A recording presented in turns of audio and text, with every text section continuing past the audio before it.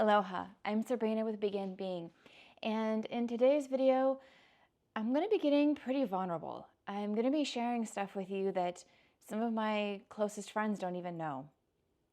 And it's a part of something that I've been discovering on my own journey, and that is I have a problem being vulnerable in front of groups. This was pointed out to me last year so I'm a trainer of NLP, Neurolinguistic programming, and Huna. And as a trainer of someone who teaches personal growth and development, yourself, you have to constantly be up leveling. You have to constantly be doing work on yourself.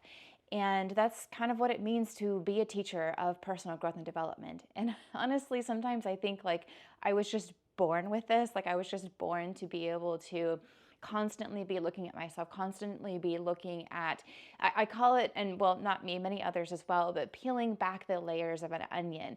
So it's like you have all of your baggage, all of your stuff, your negative emotions, your limiting beliefs that you're holding on to, and something happens, and you're like, oh, hey, here's this layer of the onion. I can now face this and deal with this. And then you peel it back and you're like, yes, I'm so excited. I dealt with this piece of my life, and you're happier, you feel better, and you react in that particular situation. You react to things better and you act better in more improved, healthier ways. And then all of a sudden, some time passes and you're like, ooh, hold on, this problem's up again. This baggage that I thought that I had dealt with this particular area, it's up again. What happened? I thought I did my work. What is this? Well, it's that now your unconscious mind has dealt with the surface layer of the onion, and now it's ready to peel back the other layer. So there's another layer to it. Just like an onion is in layers, so is all of your baggage. So is all of your stuff that comes up. And one of the things I really do love is being able to peel back those layers.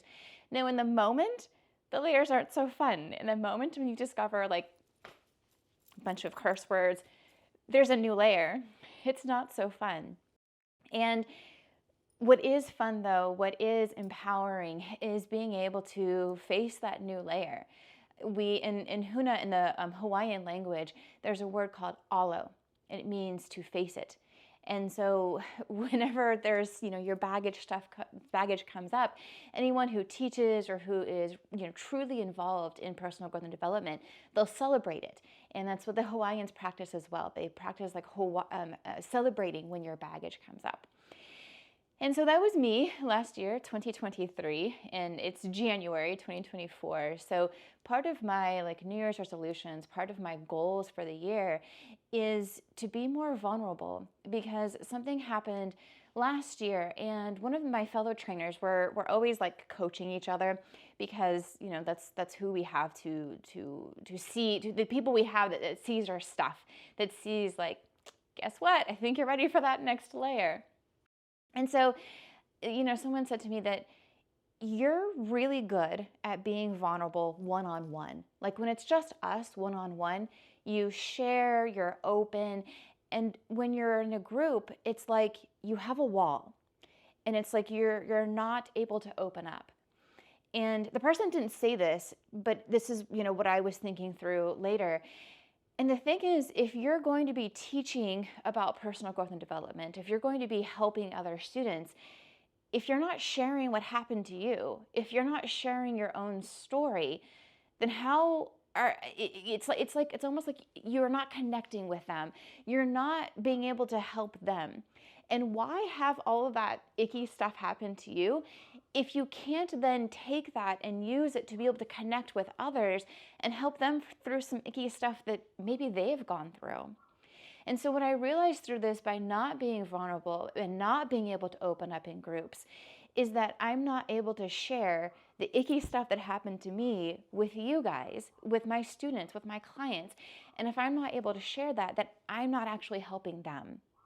And all of the stuff I went through was, maybe for naught, or well, that's not true, because it did help me become the person I am today.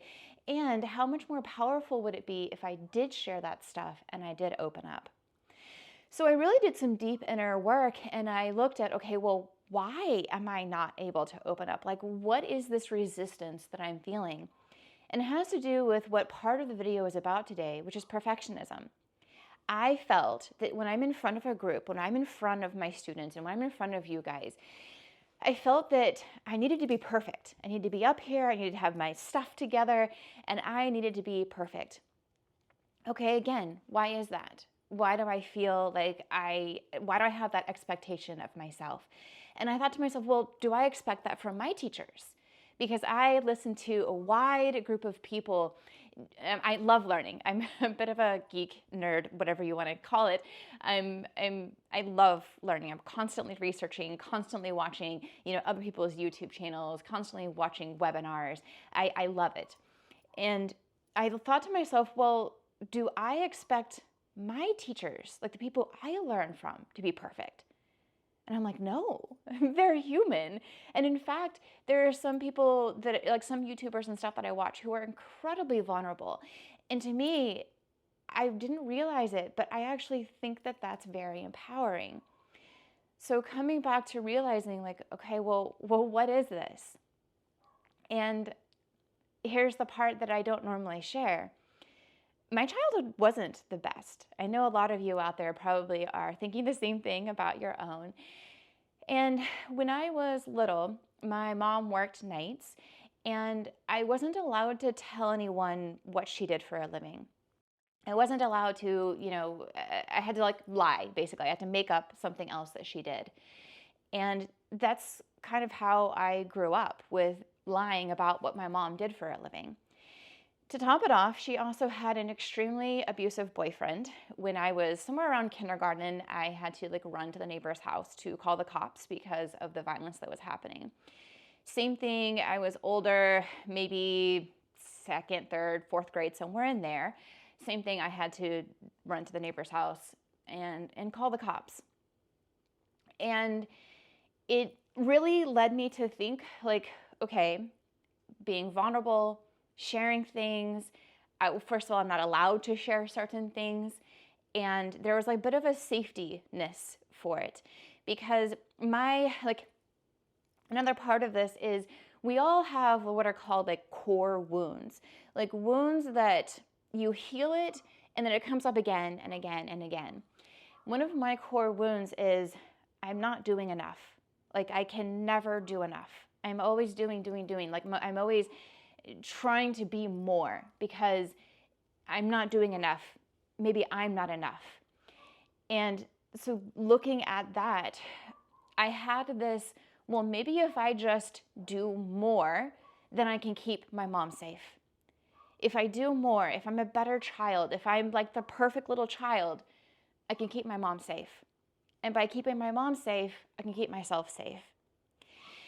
And there were other things happening in our parent-child relationship. She had the boyfriend. She was also a single mom at the same time. We lived with him for a little bit, and then we didn't, but he was still in the picture. So there was a bit of the single mom thing going on as well. And so a lot of the times it was just me and her. And so I felt that it was my job, it was my duty to protect her. And I felt that I had to be the parent in the relationship in many ways. Again, she worked nights, so in the mornings when I didn't have school or anything, I would have to make my own breakfast. I would have to watch myself. I would have to do all of these things myself.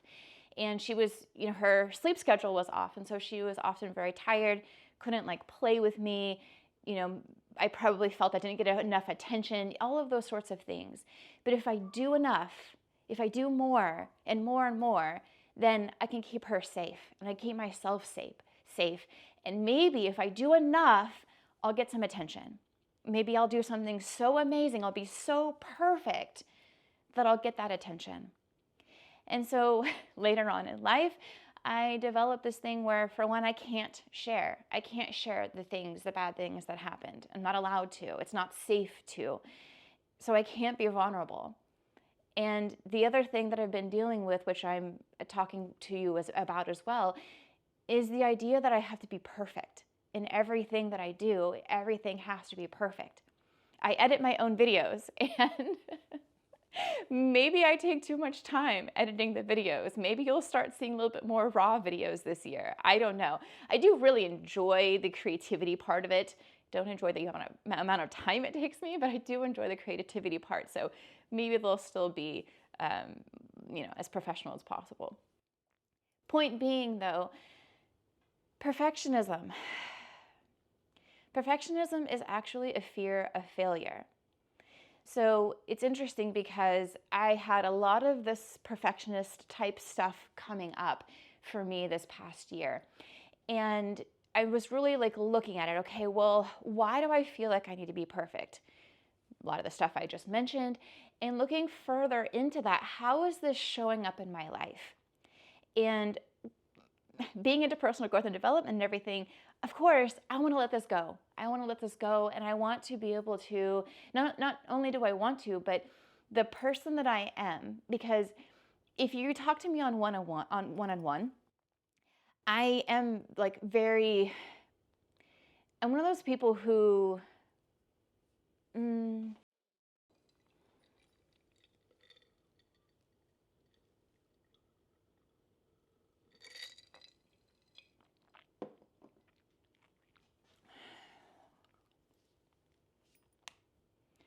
and so as I grew older, I always felt I had to be the strong one.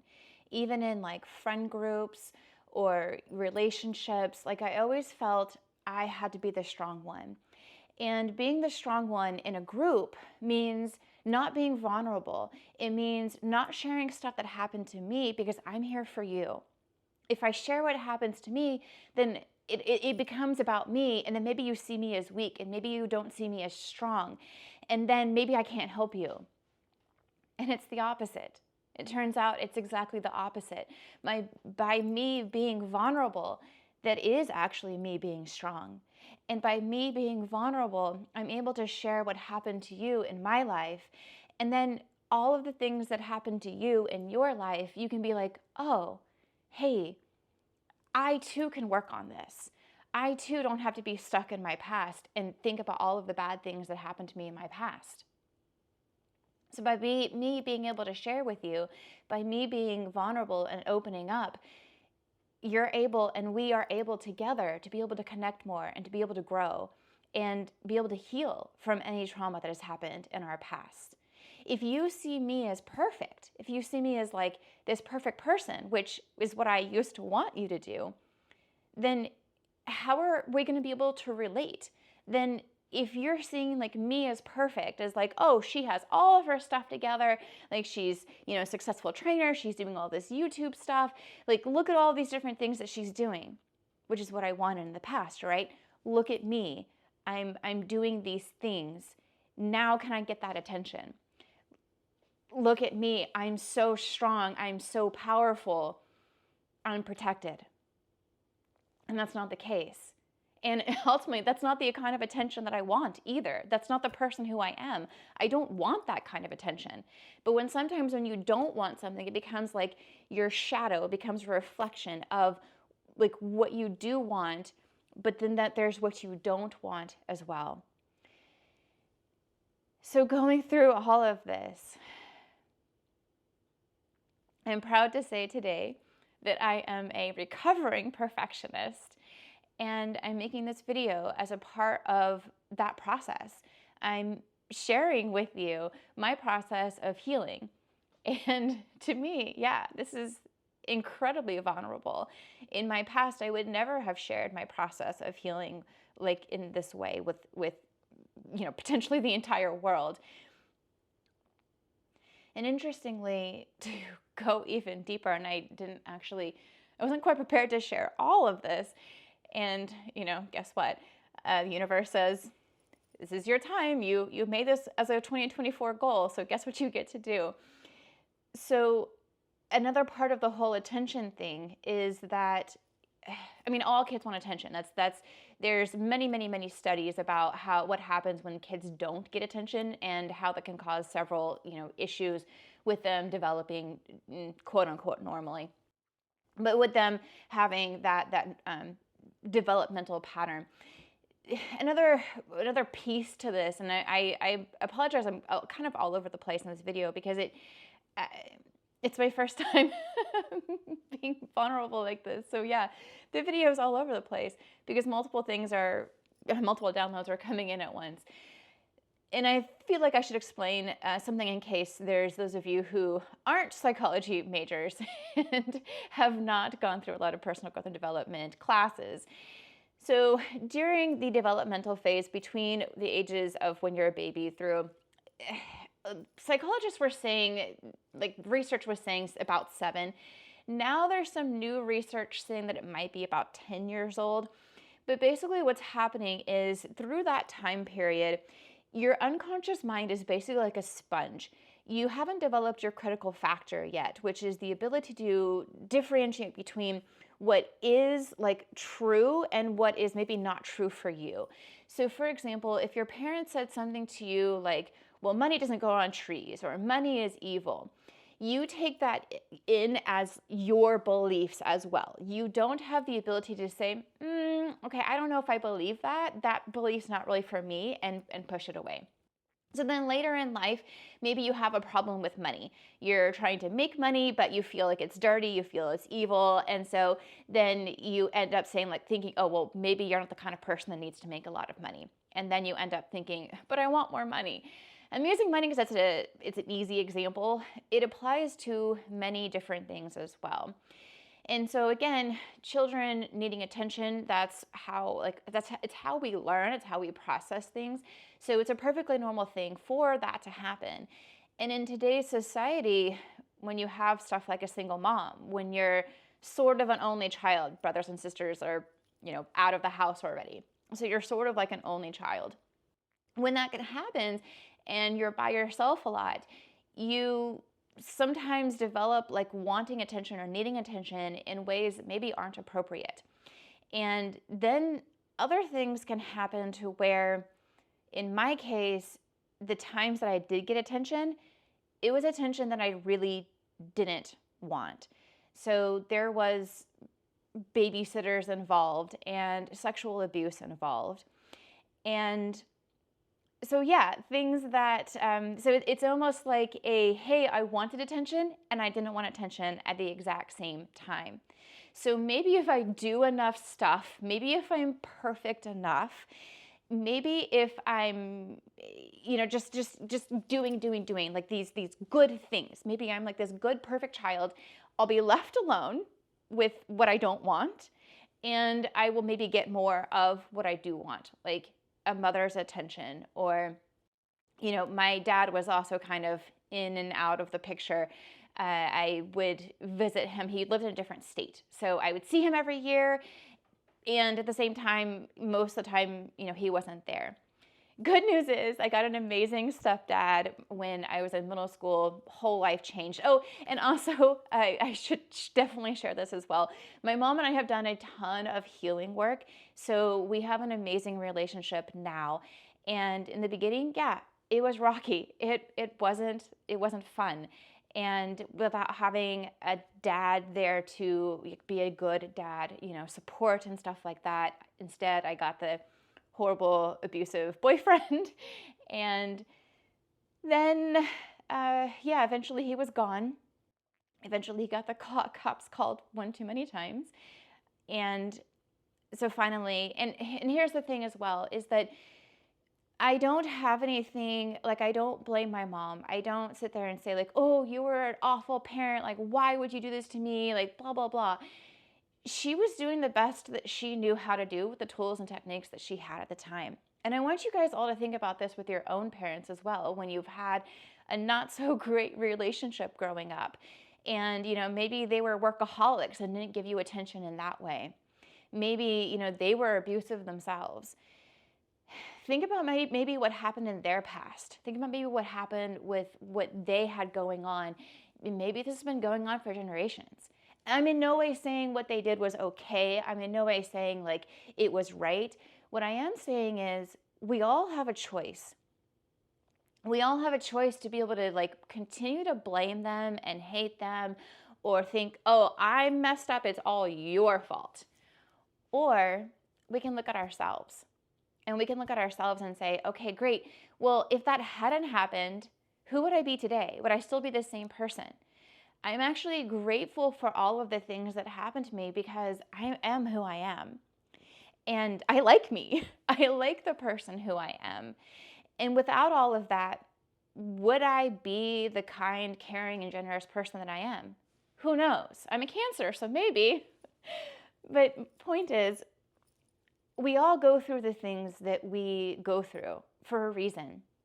We're all meant to experience what we experienced in the past, because I truly believe that it's making us who we are in the present. The choice that we have, though, is to be able to dwell on the past or to be able to say, hey, these are the lessons that my soul wanted to learn coming into this lifetime. Or these are the things that helped me be able to help others. These are the things that helped me in the past so that I can be a better person today. I can be a better person for my kids. Because I did get into a very narcissistic relationship, not physical abuse, but narcissistic style abuse. And I was able to realize, ooh, I am in an abusive relationship. I was in an emotionally abusive relationship. And very quickly, I was able to turn that around and get myself out of that situation. Had I not had that experience when I was a child, maybe that wouldn't have been the case. Maybe I wouldn't have been able to recognize it and get out when I did. So perfectionism. I used to think perfectionism was a good thing. I used to think I used to almost strive and be proud that I was, strive to be and be proud that I was a perfectionist. And it showed up in many different areas of my life. One of the areas it showed up in is this is one of my favorite quotes. And it's, what would you attempt to do if you knew you could not fail? And this is actually a magnet. I kept it on my fridge. And the authors is, some people attribute it to different people, but most people say that the author is truly unknown. And then I started learning NLP, and I was teaching NLP and stuff like that. And I'm like, ooh, okay, neurolinguistic programming is all about positive languaging, positive, using positive languaging. And this is not so positive. And so I thought, oh, I know, I'm going to change it. And you can probably see past posts of me, actually. I think I made a post about this. So I changed it to, instead of what would you attempt to do if you knew you couldn't fail? I changed it to, what would you attempt to do if you knew you would succeed? Positive languaging, right? So I thought, I got this. I can still keep my favorite quote, but change it just a little bit. Here's the thing though. It still brought with it the energy of perfectionism. So even though I changed the quote to a more positive one, I still had that energy of it being perfect in there. And attempting to do something that you knew you couldn't fail. And like I said, perfectionism is just the fear of failure. It's just you not wanting to face what could happen. Maybe it shows up as you not being vulnerable, because then you're not perfect. Maybe it shows up as you not going there for that job you really want, because you think that maybe there's a chance you could fail at it. Maybe it shows up as you not going for that relationship that is designed for you, because you think maybe it won't work out. How does that show up for you? Let me know in the comments below. One of the reasons why I decided to make this video today is because, so one of the ways energetically that things show up for you, if you're, I don't want to say not dealing with it, but maybe you just simply don't even know you're supposed to deal with it. Maybe it's just the next layer of your onion is showing up. So one of the things that happens is it kind of shows up in your life. It presents itself in some way. And you're like, oh, okay, here's this thing. And sometimes you know immediately, oh, whew, I need to deal with that. And then sometimes it shows up and you're like, huh, what's this? Well, that's not me. No. It's fine. And sometimes it shows up and it's in your face and maybe you're ignoring it. Maybe you're like, well, okay, that's there, but I'll deal with it later. And then it can get louder. So it gets like closer and closer to you. So take, for example, something shows up in your life and, well, I'll give my own example. So it was like right in my face and of the whole perfection thing. And so I'm like, oh, okay, this is something I need to deal with. And I had already been dealing with the vulnerability thing. So it was kind of like the next layer of the onion. So I had gotten the comment about the vulnerability thing. And so I'm like doing some work on it. There was a few onion layers that I was peeling through, getting like more and more into like really getting a deep dive into like what's going on with this and doing my work of releasing negative emotions around all of this stuff. So this is coming up, and then it's like, ooh, boom, new layer of the onion. You also have to deal with this perfection thing and deal with the fear of failure, deal with the fear of like, well, what happens if everything comes crashing down around you? Probably also a lot in related to childhood about, well, hey, stuff came crashing down from my mom and the things that she ended up doing because of that. I never wanted to go there. I didn't want that to be me. And so if I'm perfect, if I'm doing enough, that never will be me. And that's a negative way of looking at it. That's a fear-based way of looking at it. Whereas I can look at something, I want to be doing something because I find it enjoyable. I want to be learning more because I love learning, not because I want to be perfect at learning. So this thing showed up and doing my work on it, okay, realizing, ooh, what's this from? Okay, it relates back to this other thing. All right, let's heal this next layer of the onion. And then a couple days ago, I was watching a webinar. Again, love learning. So watching a webinar, and one of the people who came on the webinar was talking about perfectionism and talking about how she felt that she needed to be perfect, and it was all of these things about being perfect. And I was like, ooh, yes, it's moving further out.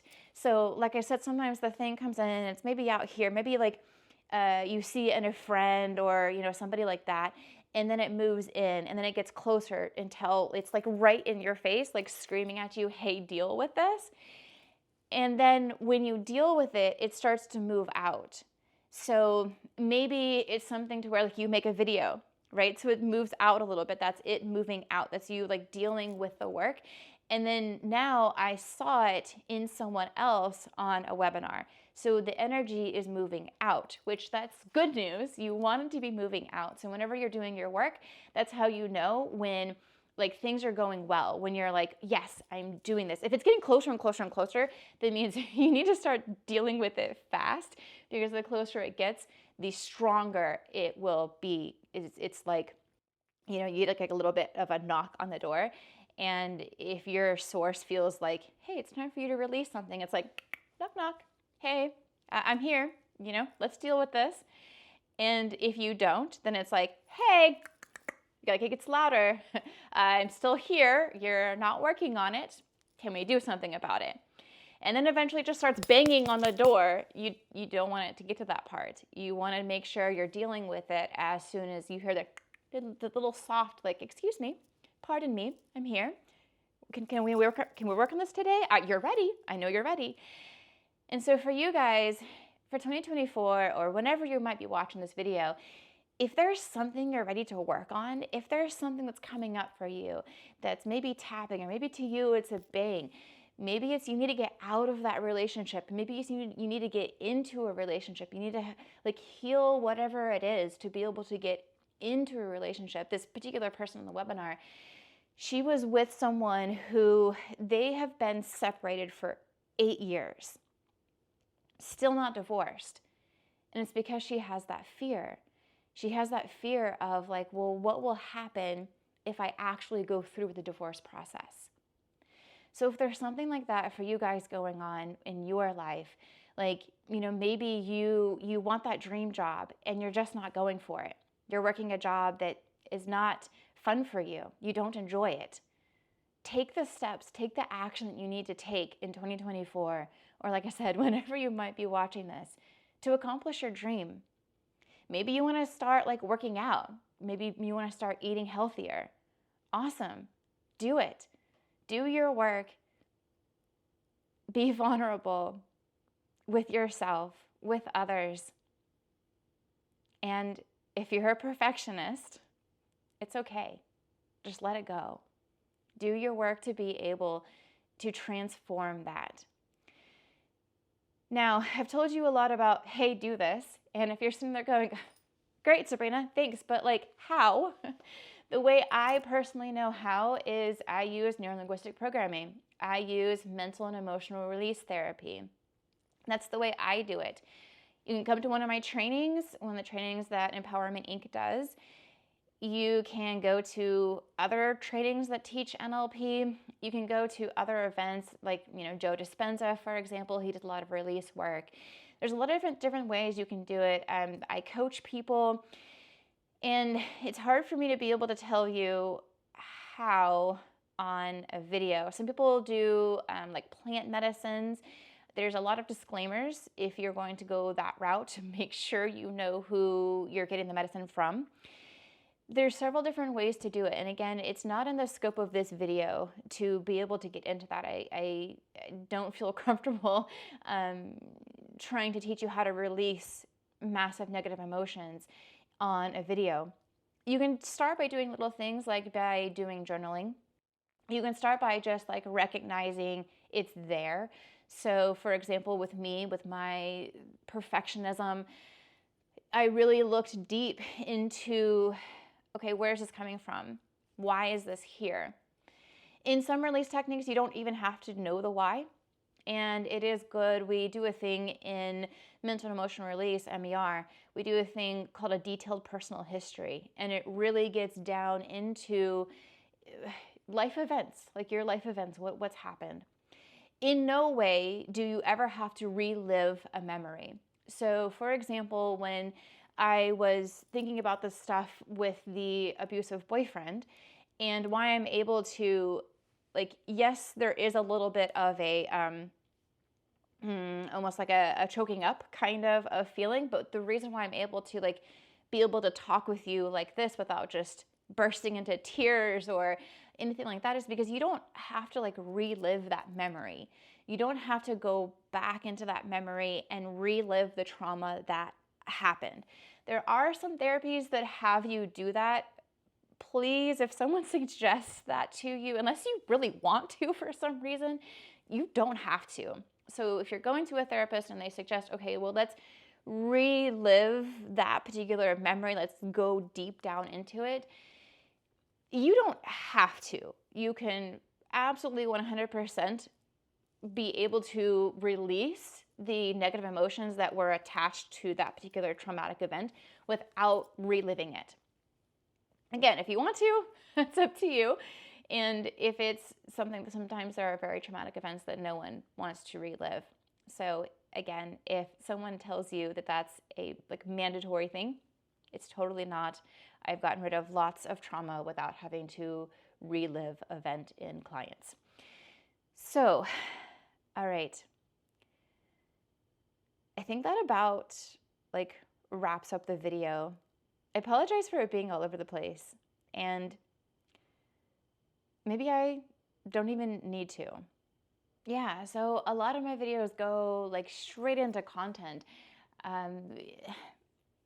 Perhaps not straight into content. They have a lot of content in them. And this year, maybe you might see more of a side of me that isn't so content oriented. I love content though, so maybe you won't. I don't know. We'll see. New year, new me. New year, new you. Hopefully you're working on that. New year, new all of us. All right. I love you guys. Oh, okay. So my other goals for this year is I want to start making I've been trying to get the videos out on Tuesday. I want to move that to Wednesday. Tuesday, there's been a couple of conflicts. So I want to move the videos coming out on Wednesday. So here's my official announcement. Videos are now going to be on Wednesdays. And other goals, I'm going to put this out there so maybe I can be held more accountable. More social media. So I suck at social media, which is it's interesting. Most people have the opposite problem. Most people are on social media too much. I'm like never on social media, and my friends yell at me, my company yells at me, like every time I post something on social media. It's so funny because marketing like sends me a message, oh my gosh, you posted something, like they're so happy, and I'm like, oh, hint hint, maybe I should do this more. So 2024 goals, we're going to work on this together, all right? So post in the links, which you're going to be held accountable, or the links, post in the comments, which you're going to be held accountable for 2024. Me, I'm putting it out here on film, more social media, and moving the videos to Wednesday, and shh, don't tell anyone, more shorts. I'm not good at those either. But there it is. It's out there. So we'll see. All right. Love you guys. And as always, please, in everything that you do and every choice that you make, choose love. Mahalo.